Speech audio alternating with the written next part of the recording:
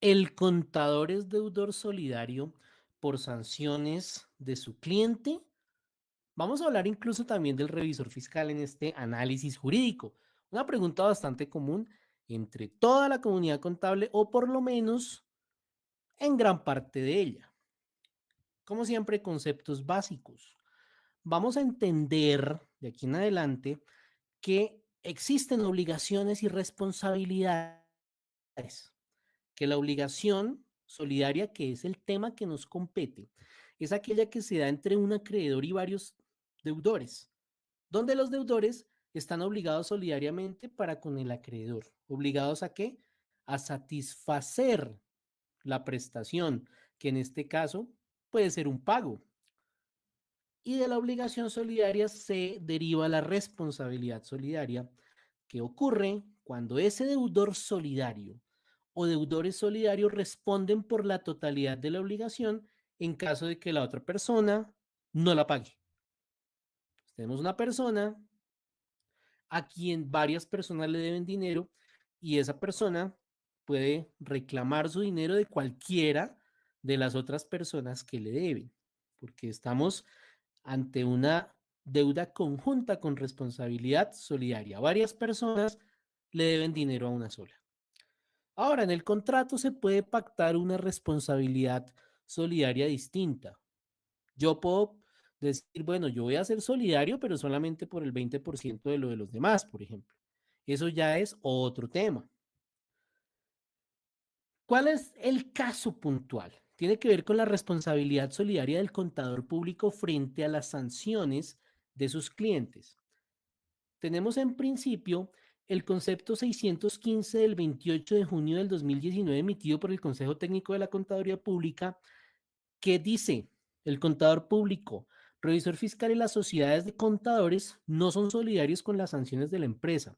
Y aquí viene la negrilla, importante, pero sí son susceptibles de responsabilidad frente a las acciones tomadas en ejercicio de sus funciones que resulten en incumplimientos sancionables en la entidad a la que presten sus servicios. ¿Allí de qué nos están hablando? De proceso disciplinario, básicamente. Y además de este tipo de acciones que vamos a hablar ahorita ante la jurisdicción civil. Ir a la Junta Central de Contadores, que nos abra un expediente. Qué cosa tan harta, ¿cierto? Bueno, aquí es importante el tema de los contratos, porque el Código Civil en el artículo 1568 nos dice que la solidaridad debe ser expresamente declarada en todos los casos en que no la establece la ley. Es decir, si yo tengo un contrato y no pacto una responsabilidad solidaria, si yo soy contador y no lo pacto dentro del contrato, entonces no soy un deudor solidario, no tengo responsabilidad solidaria porque la solidaridad no se presume, la solidaridad se debe encontrar expresa. En el ejemplo que tenemos en esta pantalla, vemos lo que ocurre cuando hay una sanción, y es que el Estado se convierte en el acreedor, es decir, a quien se le debe ¿qué? El dinero de la sanción. El deudor es el contribuyente, porque el deudor es la persona jurídica o natural que en este caso cometió la omisión, el error o lo que fuere que le hubiese llevado a estar ante una sanción. Vamos a ver que a los lados está con unas X rojas el contador y el revisor fiscal, que por su naturaleza y por designio de ley no son deudores solidarios, porque no estamos ante una deuda conjunta. Es básicamente la razón por la cual el Consejo Técnico de la Contaduría Pública dijo lo que dijo en su concepto 615 del 28 de junio del 2019. No es deuda conjunta, no existe responsabilidad solidaria, luego entonces quien debe pagar en principio la sanción es el contribuyente y no el contador, a menos que en el contrato con el contador o con el revisor fiscal se haya pactado una responsabilidad solidaria. Pero es que eso no quiere decir que ya me salvé ni que nos salvamos, que uff, estuvo cerca, pegó en el palo. No, señores. ¿Por qué? Porque es que en el momento en el cual el contribuyente le paga la sanción al Estado, pasa a ser deudor del Estado a convertirse en acreedor. ¿De quién? Pues del revisor fiscal y del contador. Ahí ya ellos se convierten en deudores. Entonces el contribuyente les va a decir, doctores, yo pagué la sanción, la ley me dice que ustedes no son responsables solidarios, pero es que ustedes me deben una platica porque es que yo no fui la persona que cometió la omisión. Yo no fui la persona que se equivocó en la información. Fueron ustedes, porque es que ustedes se comprometieron a hacerlo. Sus obligaciones, sus tareas son de resultados, no son de medio. Entonces, ustedes adquirieron una obligación de hacer frente a mí y lo hicieron mal, o omitieron cosas, o lo hicieron tarde.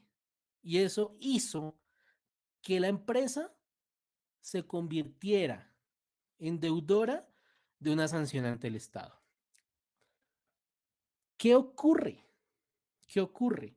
El contribuyente va a ir, muy probablemente, si lo desea, a la jurisdicción ordinaria y va a decirle al aparato judicial, que para eso está, yo tengo un contrato o un convenio, una convención con estos dos señores, o vamos a poner el caso puntual del contador, donde él se comprometió a, donde yo le pagué por y lo hizo mal y eso hizo que yo tuviera que pagar una sanción que no tenía que haberla pagado.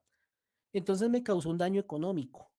Uf, y ojalá que no hable de los perjuicios, porque el perjuicio puede ser que el contribuyente le hubiera ocurrido esto a puertas de pagar la nómina, hubiera quedado sin liquidez debido al pago de la sanción y de pronto tuvo que ir al banco a pedir un préstamo y eso trae intereses y una cantidad de cosas. Tuvo que de pronto dejarle de pagar a sus empleados durante 10 días mientras le aprobaban el crédito.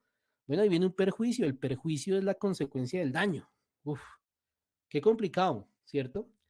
¿Y cuál es la pretensión del, del contribuyente? Pues que lo indemnicen. ¿Que lo indemnicen cómo? Pues con el valor del daño. Vamos a poner un ejemplo. La sanción es de 50 millones de pesos. La pretensión inicial puede ser esa. Yo quiero que ellos me paguen los 50 millones de pesos que yo le tuve que pagar al Estado. Básicamente es eso. No nos digamos más cosas para no volverlo más complejo. Pero entonces, tampoco es que todo sea ni color de rosa ni terrorífico, porque pues hay que entrar a demostrar la culpa. Tres niveles de culpa que vamos a mirar acá, que el juez puede tener en cuenta en el momento de valorar las pruebas. Una culpa grave, que es la más compleja en este caso. Cuando, por ejemplo, el contador actúa con negligencia absoluta, total falta de diligencia, es una persona que siempre le ha presentado los impuestos tarde, que lo ha hecho de pronto caer en otras sanciones más pequeñas, que no le presenta la información a tiempo. Entonces, hombre, miremos el historial y nada, el tipo es un negligente. Entonces, pues, la, la, la, la pretensión es, págueme el 100% de la sanción que le tuve que pagar al Estado, págueme los 50 millones. El juez puede decir si es un negligente absoluto, por favor, indemnice a su cliente pagándole los 50 millones. Pero hay otro tipo de culpa, que es la culpa leve, que ya tiene que ver con la impericia, falta de diligencia media, que le ocurre más que todas las personas que, por ejemplo, este contador nunca había hecho la exógena y se puso a hacer la exógena, pues por dinero, lo que sea, por la razón que lo haya motivado, no sabemos. De pronto no tenía la experiencia y pues aparte de que tuvo algunos errores, se la presentó tarde porque no sabía, pero pues el tipo actuó con total impericia, falta de diligencia, leve. Bueno, digamos que es una persona juiciosa, cometió estas dos fallas y bueno, entonces el juez puede decir, bueno, no le pague los 50 millones, páguele 30, ¿sí? Una cosa así, o páguele 40. O puede incluso el juez decir, no, es que usted no tenía que haberse puesto a hacer eso si no sabía, entonces no, ¿cuál culpa leve? Es una culpa grave, porque usted no debe aceptar encargos para los cuales no se encuentra debidamente capacitado. Entonces, vamos a ver que esto ya es discrecionalidad del juez. Y la culpa levísima es un descuido leve. La culpa levísima es aquella que le pasa a las personas por naturaleza juiciosa si tuvieron un descuido leve, un descuido ligero. Entonces, yo llevo 10 años trabajando para la empresa, soy el contador perfecto, contador ideal, o de pronto tengo un contrato de prestación de servicios. Mejor dicho, yo les he aportado todo mi conocimiento, soy un ejemplo a seguir, me han recomendado en otros clientes. Y resulta que en el año 2020 confundí el calendario tributario del 2019 con el del 2020 y yo presenté los impuestos o la información exógena para mí a tiempo, pero es que confundí los calendarios. Entonces tuvo un descuido. Entonces el juez le puede decir, bueno, es una culpa levísima, nunca le había pasado, bueno, digamos que sí, no tenía por qué, pero bueno, indemnícelo con tanto, pero de pronto no con el total. Entonces veamos que tampoco la batalla está perdida desde el comienzo, salvo por esto que estamos viendo en la pantalla, y es el as bajo la manga que tienen muchos contadores en Colombia. Y es, sí, el impuesto yo lo presenté tarde, el impuesto lo presenté con error, la exógena yo la mandé tarde o con error. Pero es que la norma dice que como estas declaraciones de IVA no van firmadas por mí, o como esta exógena no va firmada por mí, sino por el representante legal, pues es que él tiene que ver qué es lo que está firmando. Entonces, la responsabilidad es de él, la responsabilidad no es mía. ¿Qué le va a decir el usuario, el cliente, el jefe, representante legal? Usted tiene toda la razón, la responsabilidad es mía. Yo debía haber revisado, no debía haberme confiado de usted. ¿Por qué? Porque es que usted nunca me pasa nada para revisión. Usted nunca me explica qué es lo que yo estoy firmando y de hecho ni siquiera lo firmo yo, porque es que usted me está utilizando, está manejando mi firma electrónica y mi clave. Entonces yo me entero de que toca pagar impuestos cuando ya me toca pagarlos, ya se han presentado. Yo no sé qué información lleva usted ahí porque es que usted nunca me la pasa, usted nunca me la explica. Yo delego en usted esa responsabilidad y confío en que usted la haga bien y resulta que en este caso la hizo mal. Pero entonces usted es juez porque lo hace y parte porque lo transmite y lo firma. Usted está poniendo mi firma en unos documentos que yo no he revisado y tengo la manera de probarlo. Oh, ahí se cae toda la estantería, pero se cae toda, toda. Tenemos necesariamente los contadores que mirar a ver cómo le hacemos para dejar de utilizarle, de manejarle, de gestionarle, de administrarle las firmas electrónicas y las claves a los representantes legales. Tenemos que mirar cómo le hacemos para entregarle las cosas antes, explicarle que ellos entiendan qué es lo que se va a presentar, qué es lo que se va a pagar, qué es lo que están firmando, antes de ponerle la firma. Y si la van a poner ellos, pues maravilloso. Moraleja. Esa es la gran moraleja.